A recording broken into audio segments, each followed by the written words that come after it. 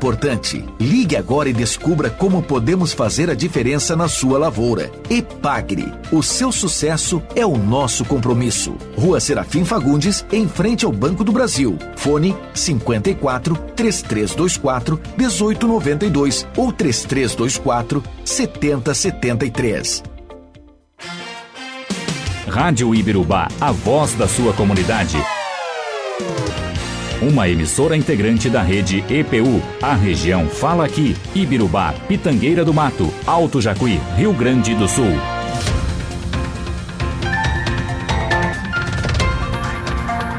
Debate, entrevista, no ar. O Tá na Mesa, na Rádio Ibirubá e EPU TV. Interaja conosco no Facebook da Rádio Ibirubá. Vamos começar.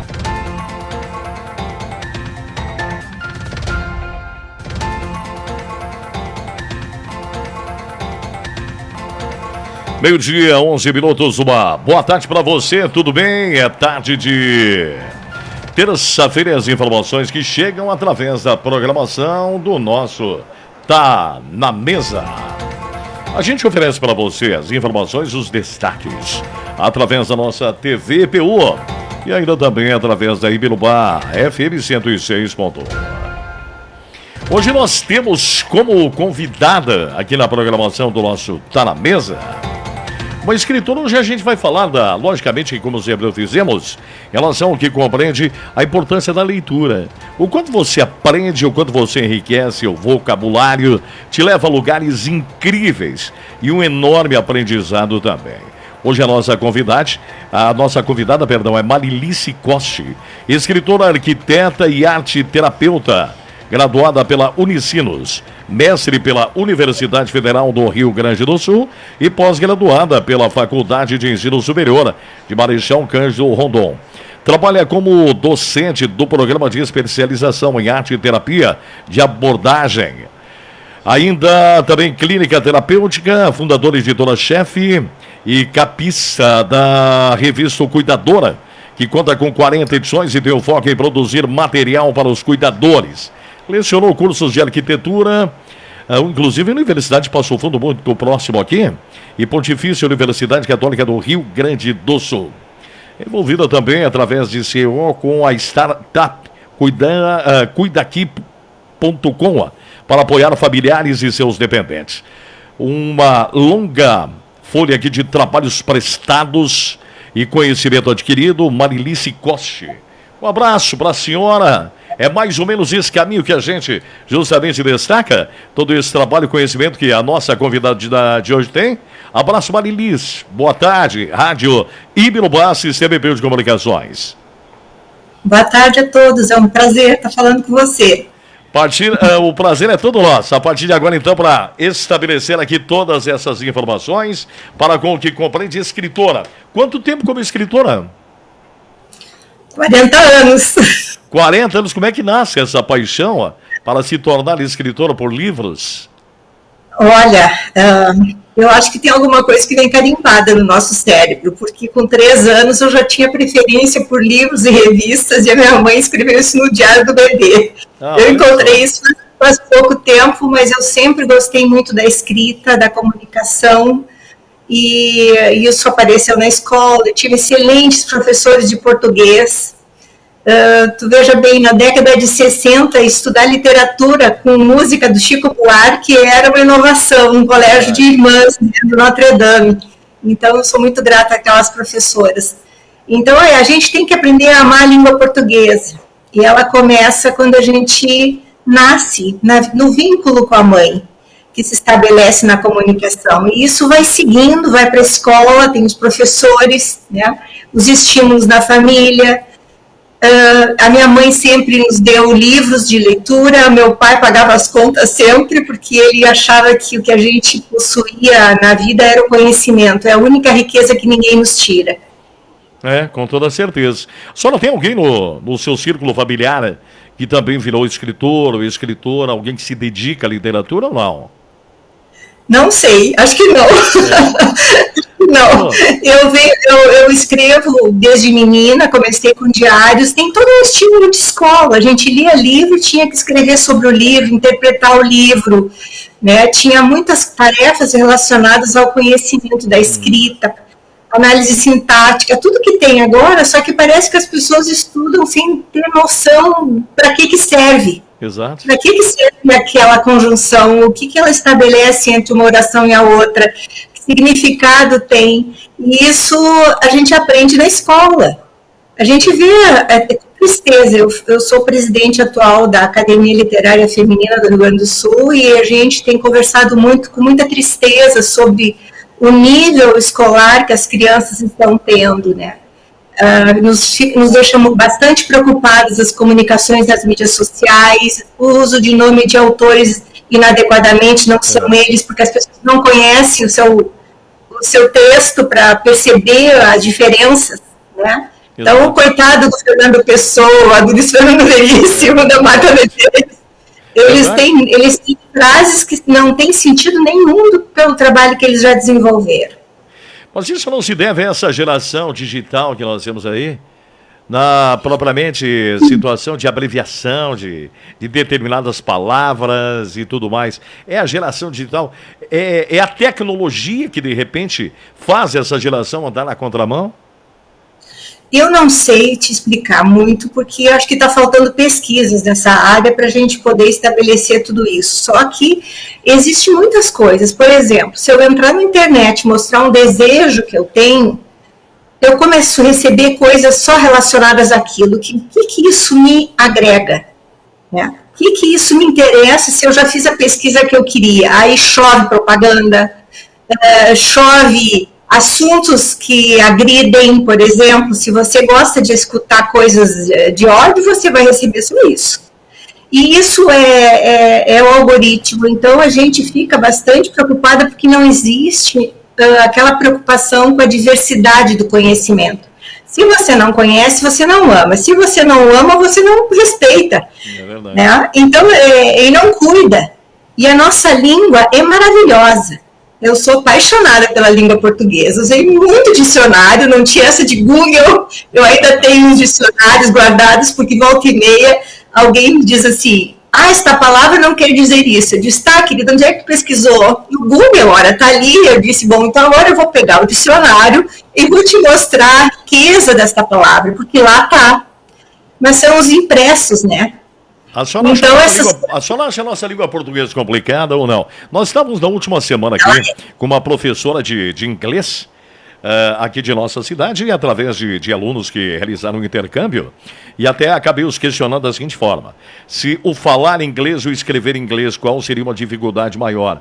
E agora a senhora falando em relação à situação do português. O português é uma língua complicada ou não? Repito, retribuos para a senhora. Eu acho que sim. Eu acho que sim, porque ela contém muitos tempos, né? Os tempos e o imperativo, o subjuntivo, o indicativo, cada um tem as suas partes também, que tem significados, e a língua inglesa ela é mais simplificada, né? Só que ela tem também uma linguagem, eu também não acho sempre tão fácil, mas eu acho que qualquer língua, a gente aprende a amá-la e a se interessar em cuidar dela na escola, mas os pais têm um papel fundamental em contar histórias para essas crianças. Exatamente. Histórias orais, histórias de família, piadas, estimular a comunicação da fala correta. Lá na academia eu aprendi muitas coisas, e uma delas foi que a partir da década de 40, quando as mulheres não tinham voz para escrever, inclusive, porque a academia masculina era só para homens, agora já não é mais, mas ela era. Um grupo de mulheres fundou a Academia Literária Feminina do Rio Grande do Sul. E eu, observando lá, estudando para escrever um artigo para um dos nossos livros, eu fiz uma seguinte análise. Na década de 40, a mulher só podia casar, ela tinha o direito a ser costureira ou professora. Depois, com o tempo, a mulher começou a adquirir direitos e começou a se colocar no mercado de trabalho e ajudar na renda familiar. Quando a mulher fez isso, eu acredito que houve um esvaziamento do cuidado com a nossa palavra, que era a mãe que fazia isso em casa com os filhos. Então, isso aí foi largado para a escola, como se a escola sozinha fizesse tudo. Então, sobrecarregam os professores exigindo que a escola ensine o aluno a respeitar alguém. Isso que ele tem que ensinar é o pai e a mãe. Exato. Então, eu acho que uma transferência muito grande de responsabilidade que existe, né? Pais transferem a responsabilidade para a escola. A escola tem que fornecer conhecimento, ensinar convivência social, aprender a compartilhar, a dialogar uns com os outros, a fazer a solidariedade, a coletividade, é outra função. Exatamente. Agora, os pais realmente precisam resgatar isso, participar das reuniões na escola, se posicionar com respeito, ensinando em casa para os filhos aprenderem. Isso eu acho que é uma coisa que está bastante complicada no momento ainda. Eu espero que isso ainda seja consertado. Concordo com a senhora. Aliás, já a gente vai entrar aqui na Metamorfose da Flor. É uma fábula premiada da senhora Marilice Costi, que evoca a transformação em alegoria que aborda os sentimentos de ganho e perda nas relações. Em seguida, mas a senhora falou algo anteriormente de que a importância da leitura, antes que a gente adentre aqui na questão propriamente do livro, pois a leitura tem uma influência muito grande numa escrita correta. As pessoas muitas vezes elas não se dão conta disso, não é mesmo? Com certeza. O exercício da escrita, o meu processo foi, primeiro, gostar de livros, ler, aprender através da leitura dos meus pais para mim, eles contavam histórias.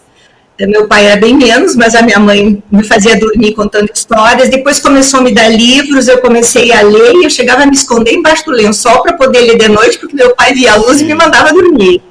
Né? Então, agora, circulou muito tempo que a quantidade de leitura que uma pessoa fazia deixava ela louca. Não sei se você lembra disso. Então, isso também era uma forma de controlar o pensamento do outro. Porque a leitura nos faz pensar, nos faz viajar, nos faz compreender, nos faz entender melhor o outro, nos faz poder ter uma crítica, uma compreensão da vida, nos identificar com as pessoas. E essa identificação é fundamental para a gente se sentir parte do universo, pertencer a esse universo. Exato. E então eu penso que os pais têm esse papel, a minha família, minha mãe contava história para mim, eu contei para todos os meus filhos contaram para os filhos deles, e agora o meu neto conta para a irmã de 1 ano e meio, ela se diverte. Então isso é um processo interno nas famílias. A ter o livro à disposição, trazer os contos de fadas, os clássicos para as crianças, é saúde mental para essa família e para essa criança. Exato. Então, isso tem que retornar, tem que ter mais força. E a gente poder ampliar esse vocabulário através de diários das crianças, relatos em escolas. Elas podem criar peças de teatro, elas podem pegar um livro, cortar em pedacinhos, que nenhum me fez uma vez. Eu participo do Autor Presente do Estado, e um adolescente chegou para mim e disse assim: por que a senhora não fez esta fábula escrita diferente no final? Acho que a senhora devia ter escrito desta forma. Eu achei maravilhoso. Né? Então, essas coisas.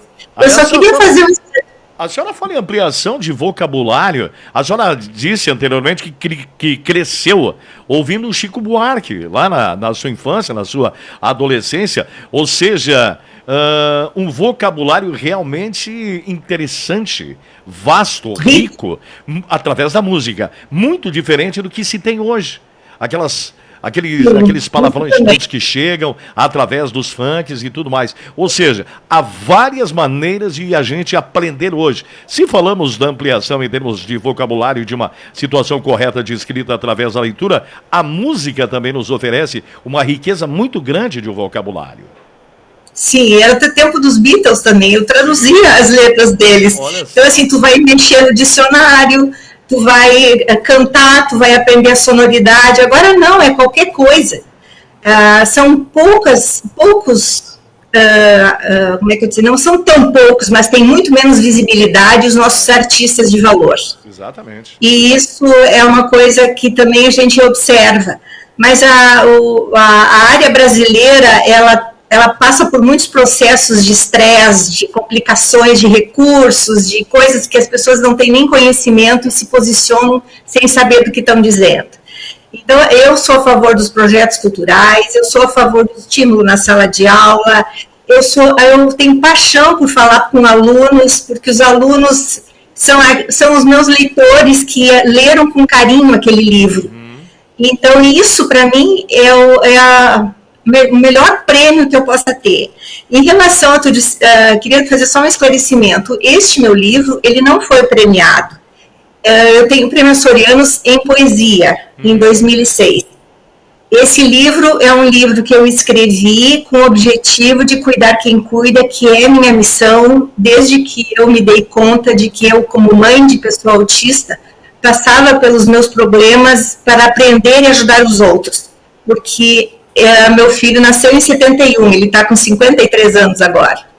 Então, a vivência que a gente aprende, a gente pode fazer isso como um apoio para outras mães, outros pais, que agora os pais também têm pequena parcela, mas eles também estão mais participativos atualmente. Uma mãe valorosa, uma mãe guerreira que enfrentou a questão do autismo lá na década de 70. Como é que foi conviver com isso? Como é que a senhora descobre? Quais cuidados? Que lição de vida a senhora pode repartir com a gente quanto a isso? Ai, quais cuidados? São tantos. Uma mãe que tem um filho com deficiência, ela fecha um olho e abre o outro, ela não dorme direito. Ela tem excesso de cortisol, ela adoece muito, ninguém olha para ela. Os médicos dizem pra gente, tu és uma mãe guerreira, e daí? Isso aí não interessa, a gente está cansada, exausta de cuidado. Então, me toca muito, me sensibiliza muito ver as mães hoje. Eu tive o suporte dos meus pais, que me ajudaram muito. Sem isso, eu não sei se eu conseguiria ter terminado a faculdade, ido ao Unicinos, deixava meus filhos com alguém cuidando, ia lá e voltava.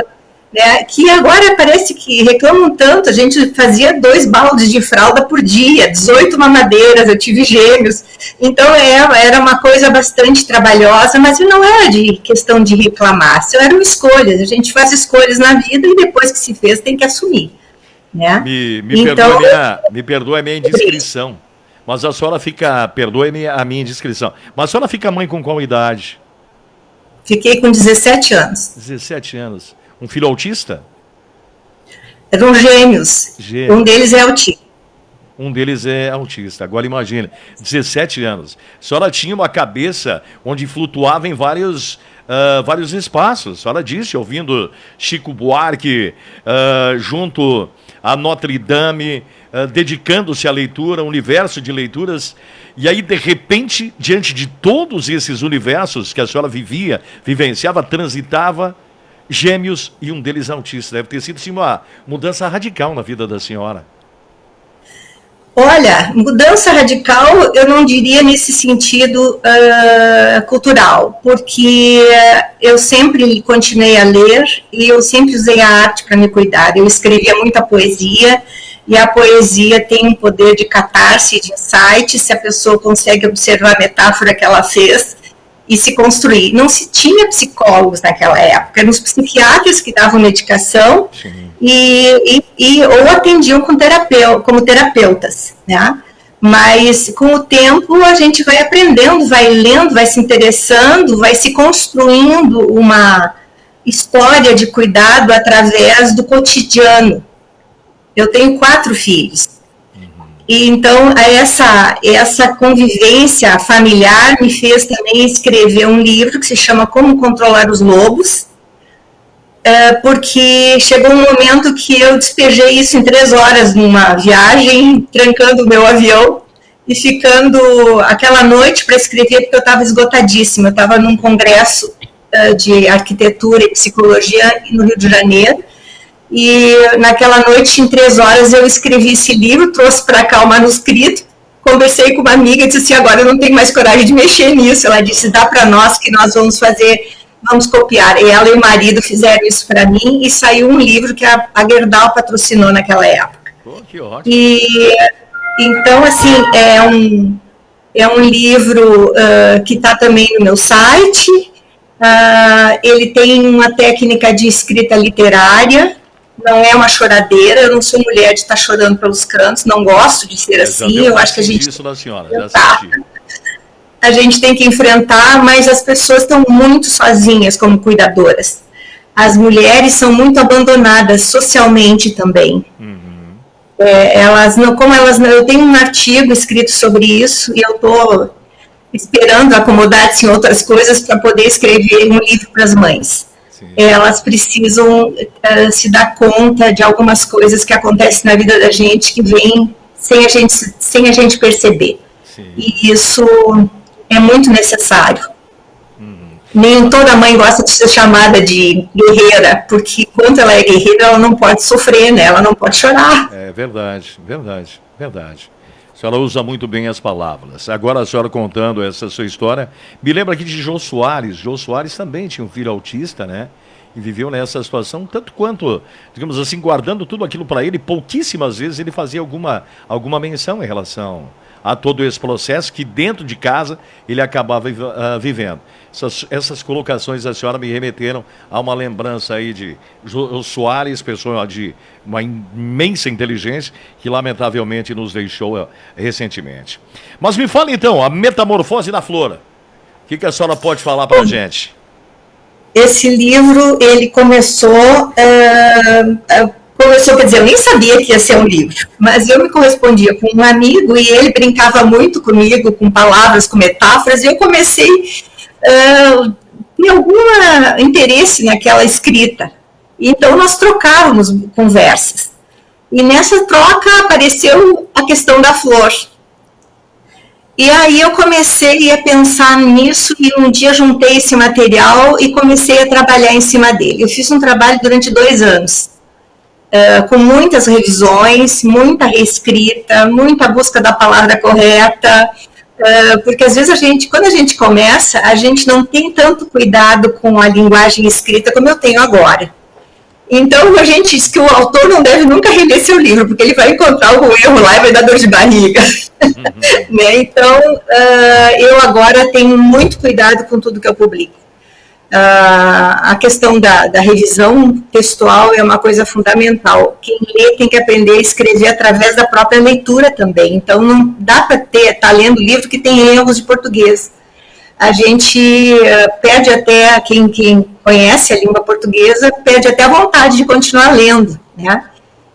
A clareza na palavra é o exercício do escritor. Ninguém nasce com isso iluminado na cabeça. O que eu tinha era uma experiência de cuidador, uma relação com a imagem da flor que tinha raízes, e ter raízes no cuidado de estrelas adoecidas, que ela tinha que cuidar numa redoma, aí entrou o Pequeno Príncipe na minha cabeça, e foi entrando alguns contos de fadas e Richard Beck também, do Fernão Capelo Gaivota, mas tem um personagem ali que eu gosto demais, que é o Óbvio.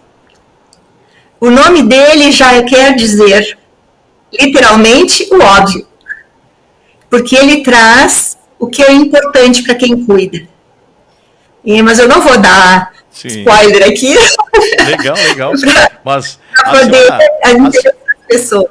A senhora trata numa situação assim, me parece que a sua escrita de cuidados obrigatoriamente que todos nós geralmente temos que adotar, com pessoas que não são especiais. De repente um pai, uma mãe, um filho, uma filha, pois muitas vezes você vai ter que tratar lá o grande amor da sua vida bem. Não é isso. Há muitas pessoas que não são tão importantes que elas merecem todo o nosso amor. Me parece, ouvindo a senhora e observando aqui, pois em um determinado momento escreves. Edelweiss, uma flor sensível e dedicada, andava um tanto pálida, cansada de cuidar das estrelinhas, a quem ensinou a compor lambrequins com suas luzinhas para enfeitarem a redoma onde moram. Em dado momento, sente-se atraída pelo cavaleiro que, preso a contatos e a própria armadura, vive o desgaste do esforço diário em um semblante envelhecido. Enquanto ela ansiava por liberdade, ele não queria depender daquele amor. Sabe, é um contexto muito profundo, não é mesmo? Aí eu trago também aquela questão, primeiro, o conflito de quem está cansado e quer sair daquele estresse, porque é uma questão sadia, isso não é doentio, isso é sadio, qualquer pessoa com problemas quer sair do problema. Então, as mães acham que estão erradas, se elas sentirem raiva, elas estão erradas. Não, elas têm direito de sentir todos os sentimentos humanos, porque elas são uma pessoa. Agora, o cavaleiro chega com outros objetivos de vida. Ele não quer se prender a ninguém. Ele chega e sai. Mas ele, através dele, na história, ela também se liberta de coisas passadas. A linguagem vai construindo para ajudá-la a seguir em frente o seu sonho.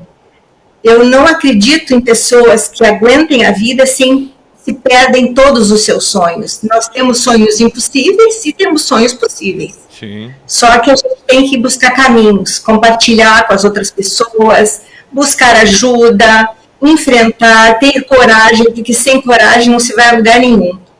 E cada desafio que a gente tem é para construir a gente um pouco mais como ser humano. Então eu tenho esse olhar de que nós estamos numa sociedade que a gente precisa compartilhar mais, não só coisas, eu estou bem, eu estou feliz, ou estou não sei como é nas mídias sociais. Lá dentro também tem grupos de mães, grupos de pessoas, né, que se ajudam mutuamente. Mas nada como uma pessoa ser atendida diretamente por uma arteterapeuta ou por uma outra profissional da área das terapias, ou que receba escuta. Um amigo pode ajudar muito. É verdade, verdade. Esses personagens, eles estão interligados? Praticamente uma ligação que existe entre todos eles? Não, eles vão passando pela vida dela, cada um deles que passa tem uma função. Tá? Tem uma raposa, que veio também do Pequeno Príncipe, tem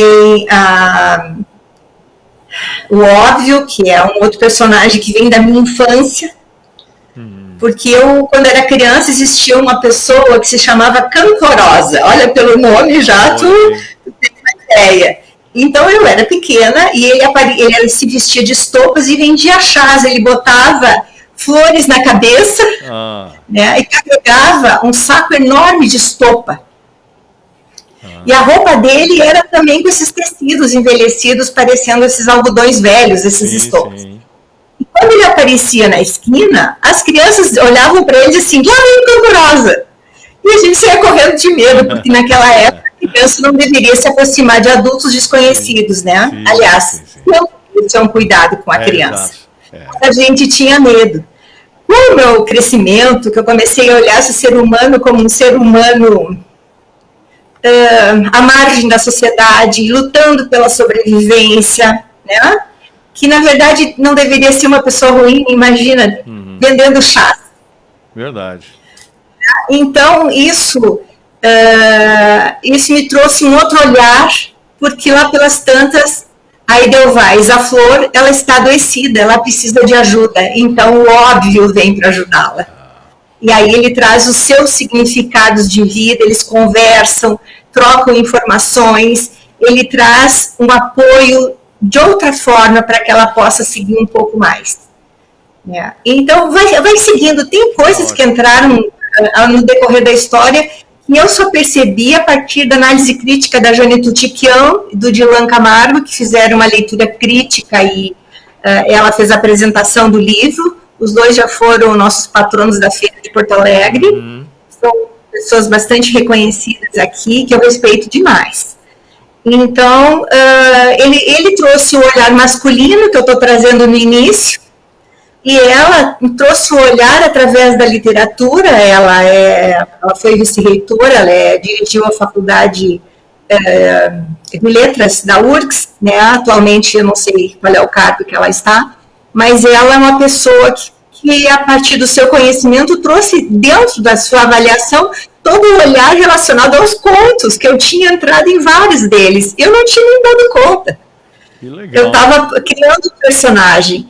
Então a gente fica contente que existem muitos usuários, cada pessoa que lê vai projetar o seu próprio universo dentro do livro. A senhora sabe E isso se referindo a essa situação, cada pessoa que lê, e eu ficava aqui imaginando, diante desses personagens que existem no universo do livro, a senhora recebe retorno em relação a leitores? Olha, me identifiquei mais com esse personagem, com aquele. Existe essa troca de contato com a senhora aí, de pessoas, leitores, se identificaram com um personagem de uma forma... Eu fico muito feliz quando o leitor dá retorno, porque alguém leu, né? Que alguém aproveitou o que eu trabalhei.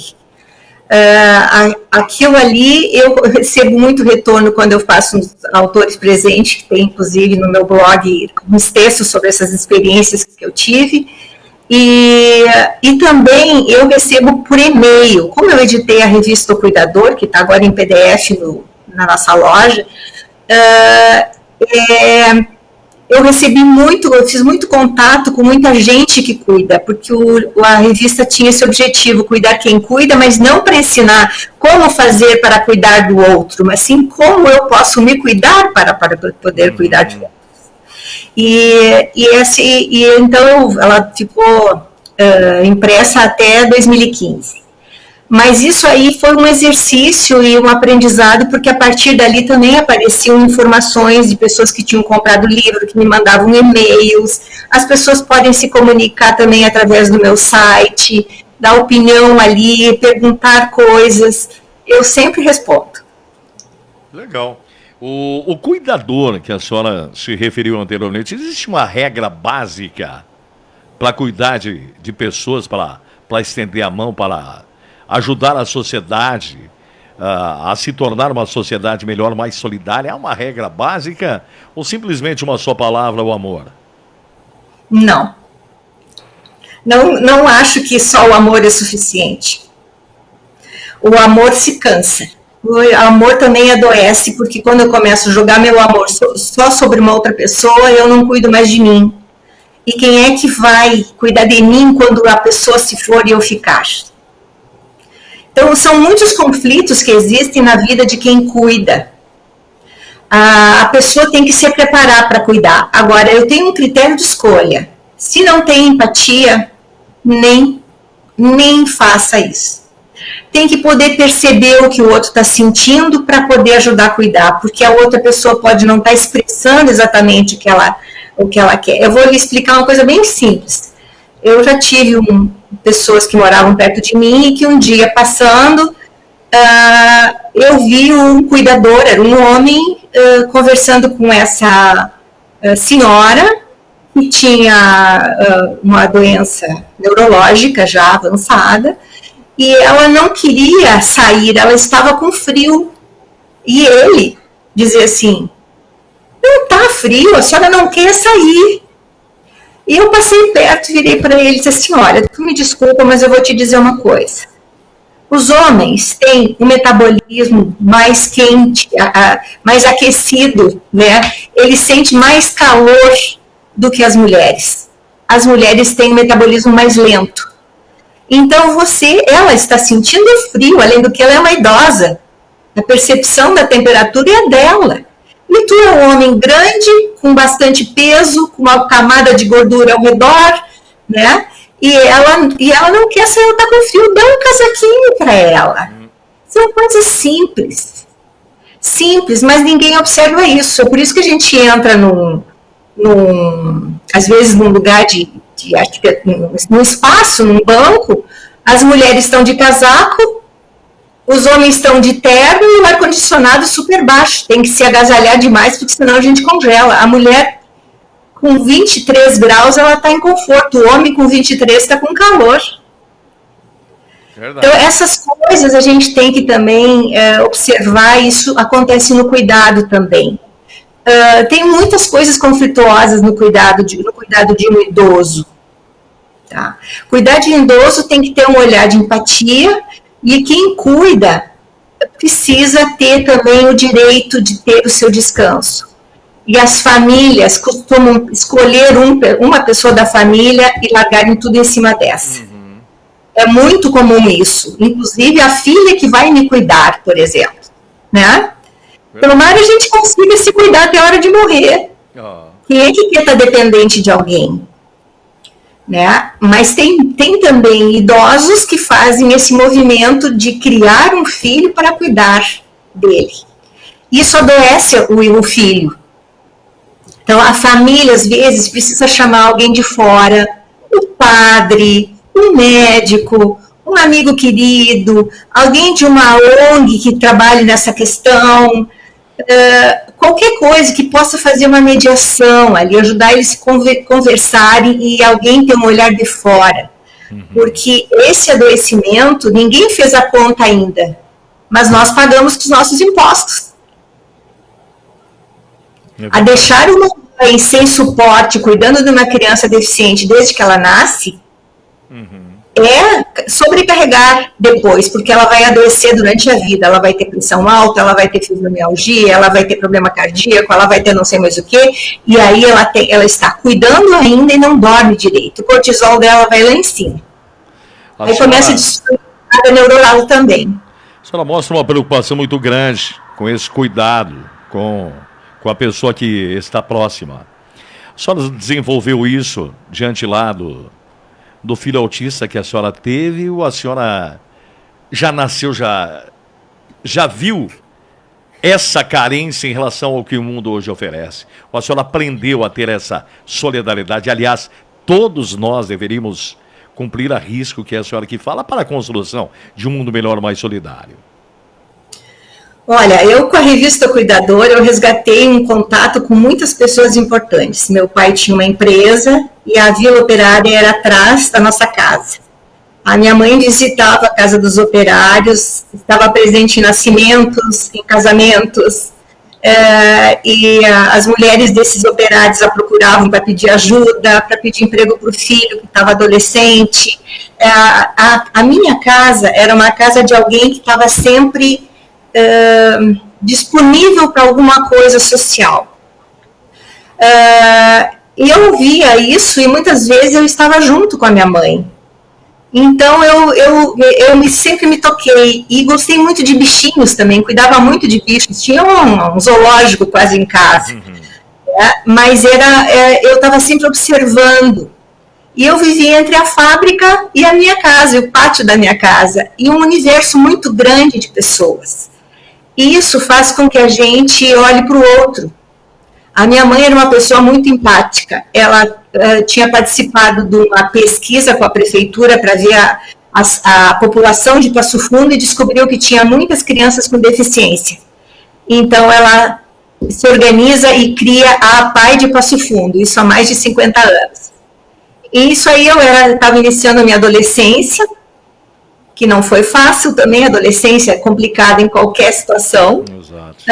Mas a minha mãe botou a pedra fundamental, reunia as pessoas e pedia dinheiro, ia nos bancos, falava com as empresas que eram contatos do meu pai, pedia isso aqui, ela passava o tempo todo atrás, nunca ganhou nada com isso.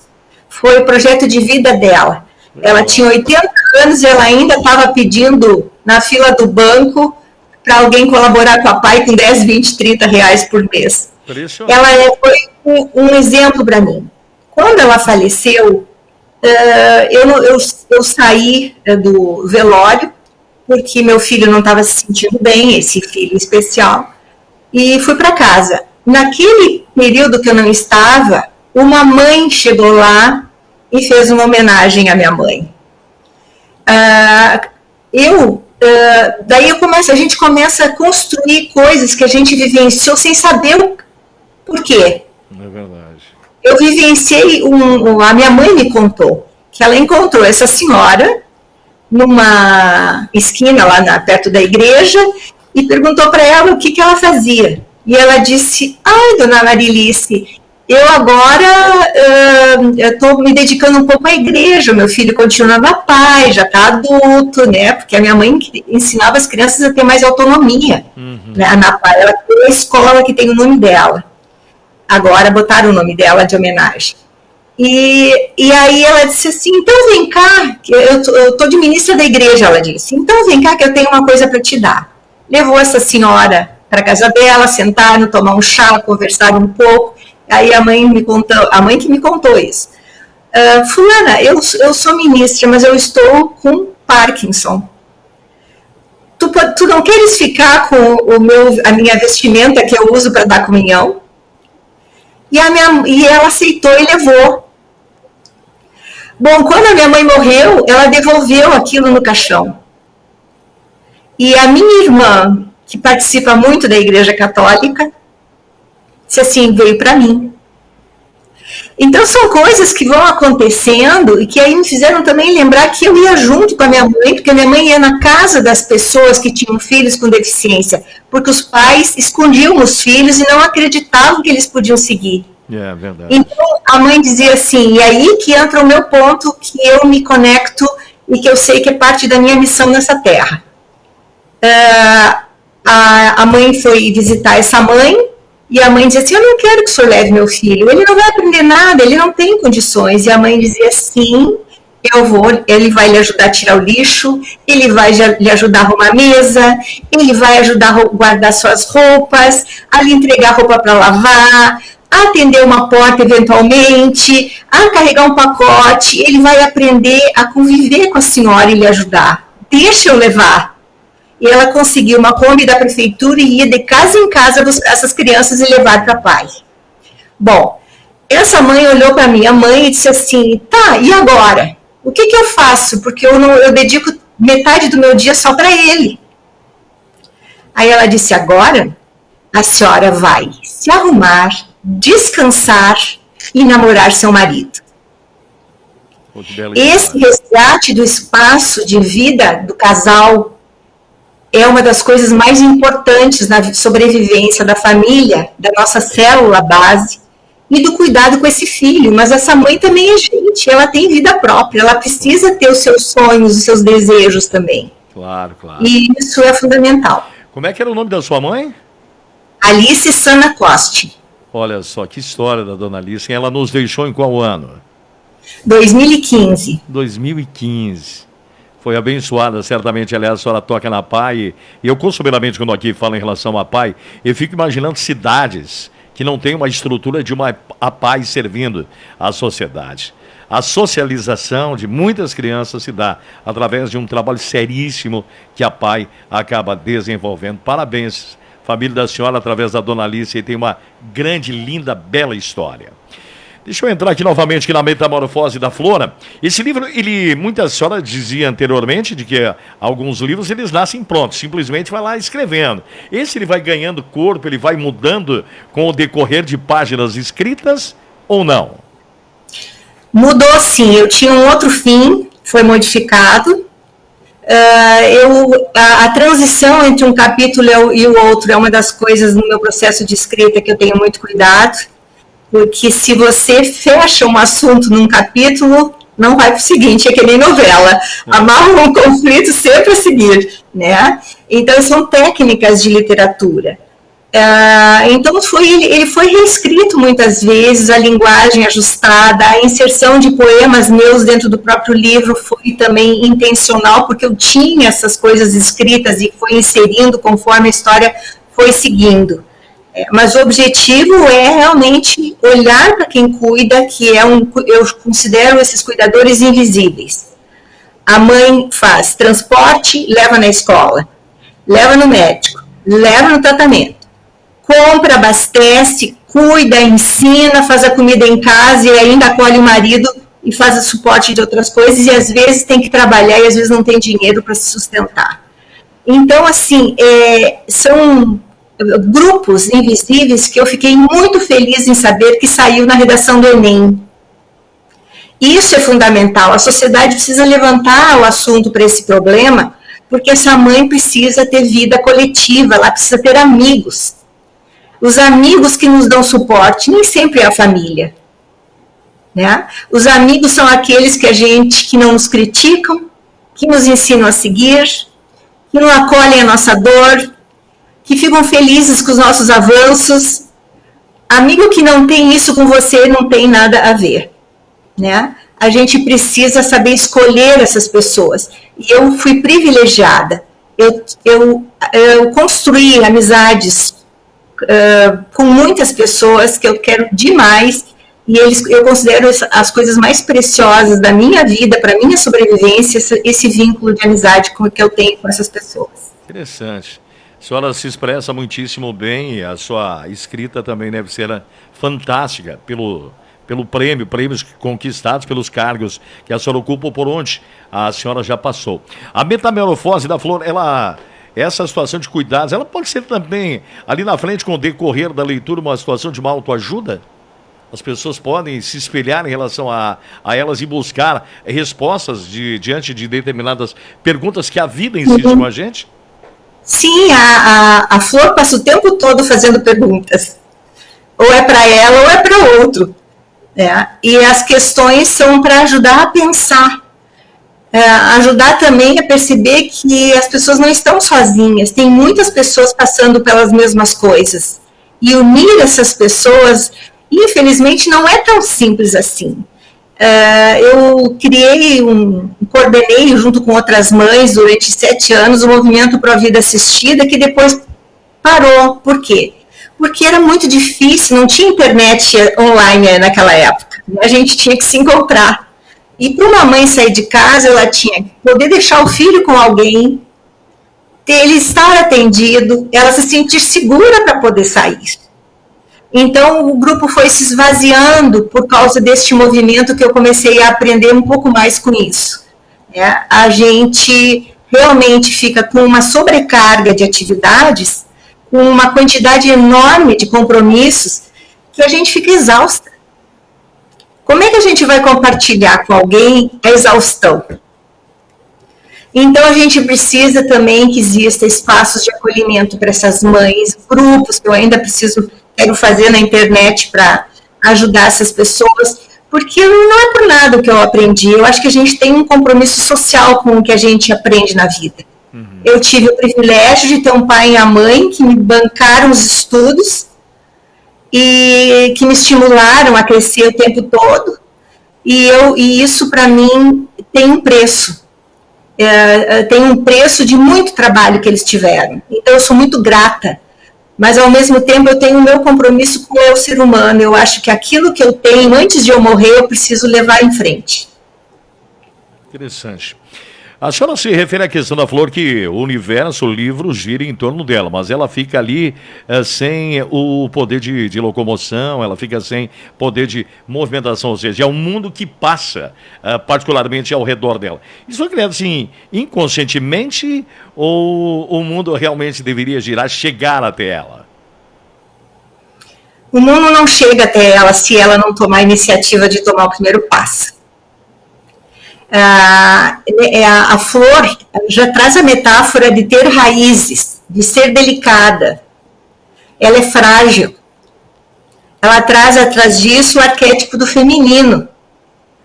E então, ela com o tempo, ela vai no processo de metamorfose se descolar destas raízes. Não é perdê-las, é descolar. É poder ter um rumo próprio para estar feliz. Porque como que a gente vai ajudar uma outra pessoa se a gente não tem alegria interna? A gente precisa construir isso, e isso eu construí com os meus amigos. Os meus amigos me dão muita alegria.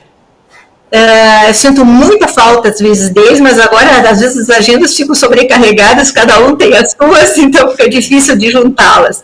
Mas o vínculo de amizade é fundamental. E pode ser um vizinho que tenha sensibilidade, pode ser alguém que você encontrou e fez uma amizade. Lembre-se dessa pessoa quando fizer seu aniversário, porque isso são construções de amizade. Ter um amigo no Facebook que diz oi lá e não diz mais nada e não compartilha a vida com você é um amigo virtual, desconhecido. É verdade. Né? A gente precisa retomar a convivência com as pessoas que nos querem bem. A gente não perde as nossas raízes atualmente. É uma geração que não tem raízes. Falo raízes, pois raízes, lembranças, histórias que nos são passadas, antepassados, familiares. Hoje a gente não está muito individualizado diante disso. Somos Estamos fazendo parte de uma geração sem raízes? Eu acho que isso também se aprende na escola, compreender a nossa genealogia, fazer a nossa árvore familiar, faz parte. Saber quem foi meu avô, a gente fez um livreto com a história familiar na escola, que eu acho que eu devo ter ainda guardado isso em algum lugar, porque quem gosta de escrever não deve pegar e botar fora qualquer coisa, porque depois isso pode nos resgatar memórias esquecidas, né? Mas quem foi meu avô? Se os pais da gente são vivos, a gente resgata. Se eles morrem, a gente não recuperou isso, a gente perde parte da nossa sensação de pertencer àquela família. Então, como é que era minha avó, como é que era minha mãe, que relações eu tive com essas pessoas, como é que elas me ajudaram na minha vida, que papel elas tiveram. A minha família é toda de origem italiana. Então, os italianos, eles têm essa questão do coletivo. A minha avó com a minha tia se reuniu na hora do café na nossa casa, e ela tinha uma filha com deficiência que ia junto, que também participavam dos nossos natais. Eu tenho um primo que é Down, a minha mãe tinha muita preocupação com essas crianças. Então, isso faz parte da vida coletiva, de não abandonar os seus. E isso se aprende na família. Tá? Eu não falo bem o italiano, mas a sonoridade do italiano eu recebi, apesar de, no tempo do Getúlio, proibirem de falarem as línguas estrangeiras no país, que aí as famílias pararam de falar. Mas minha avó e minha tia cantavam em italiano. Então fica aquelas coisas que são... Por mais que eu tenha tido pouco relacionamento com a minha avó, ela era muito velhinha já, mas ela me ensinou a tocar gaita de boca, ela me ensinou a brincar com um cordão e um botão, né? E essas coisas são as coisas que a gente vai construindo a nossa história. Isso. E a minha família era assim, meu pai era um empresário e a minha mãe morava na casa. Então meu pai avisava, vai lá avisar tua mãe que vai vir visita para o almoço. A mãe chegava na cozinha e já dizia, olha, aumenta a comida aí porque vem gente, vamos ver o que tem na casa. Sim. E nós tínhamos a casa sempre com muitas pessoas. Legal. E isso faz a vida ter um outro olhar de coletividade. Exato, exatamente. De quanto tempo o início da metamorfose da flor para a sua finalização, para a arte final, capa e tudo mais? De quando ele nasce até a sua devida edição, publicação e ela partir também para uma situação de comercialização. Quanto tempo se dá? Olha, só escrever foi 2 anos. 2 anos. Isso. E depois o processo de venda é uma das coisas mais complexas que existem para quem escreve. Se você eu levava, digamos, na Livraria Cultura, ou uma livraria, elas cobram em torno de 50%. Então, se o autor participou do pagamento do livro, ele vai receber, se ele se envolve nesse processo, ele tem que vender individualmente.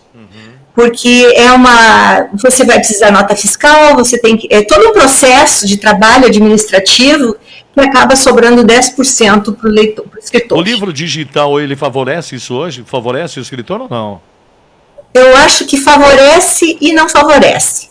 Eu acho que são 2 momentos diferenciados. Uma vez eu perguntei para uma menina que estava lendo um livro o que ela preferia. Ela tinha, acho que uns 18, 19 anos. Ela olhou para mim e disse assim, eu baixo digital, se eu gostar eu quero impresso. Que nada, então, você pegar um livro na mão, né? Aquele cheiro de livro, você poder folhear ele, é isso. Tem cheiro, não depende de energia elétrica, não depende de internet. Então, assim, é uma coisa que tu leva para qualquer lugar. Exato. Que tu pode fazer anotações direto, né? Nossas mãos estão sendo exigidas em excesso também. Né? A gente precisa se dar conta que isso também é parte do autocuidado. Além disso, mexe em outras áreas neuronais. Tu tens o tato, tu tens o aroma, tu tens a visualização, tu tens o volume que você enxerga, o movimento que você faz para pegar, tudo isso mexe no cérebro. Aí tu pega o celular, que tu passa o dia inteiro no celular e fica lendo ali.